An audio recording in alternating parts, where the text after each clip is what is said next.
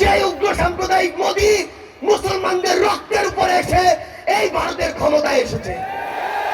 আমরা আমাদের জায়গা থেকে স্পষ্ট করে একটি কথা বলি, সম্পর্ক হবে দেশের সাথে দেশের, ব্যক্তির সাথে ব্যক্তির নয়, দলের সাথে দলের নয়। বাংলাদেশ রাষ্ট্রের সার্বভৌমত্বের বিষয়ে যদি পৃথিবীর কোন দেশ, কোন দল, কোন মানুষ বিন্দু মাত্র প্রশ্ন করার সাহস করে, আমরা তাদেরকে আমাদের জীবনের বিনিময়ে হলেও প্রতিহত করব। আমরা শুধু আপনাদেরকে একটি কথাই বলি, আমাদের যে লড়াই, এই লড়াই কিন্তু শেষ হয়নি।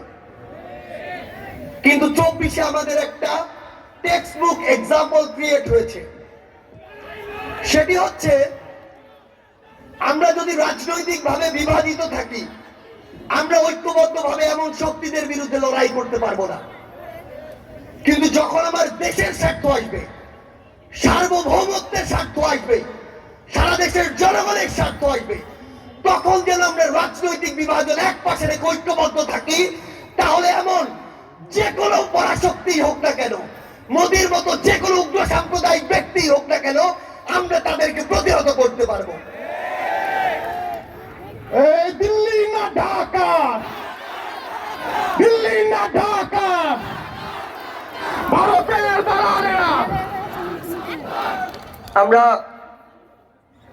পরিশেষে শুধু সৈয়দপুরবাসীকে একটি কথাই বলি, সামনে আমাদের লড়াই এবং সংগ্রাম আরো কঠিন হবে এবং দীর্ঘ হবে।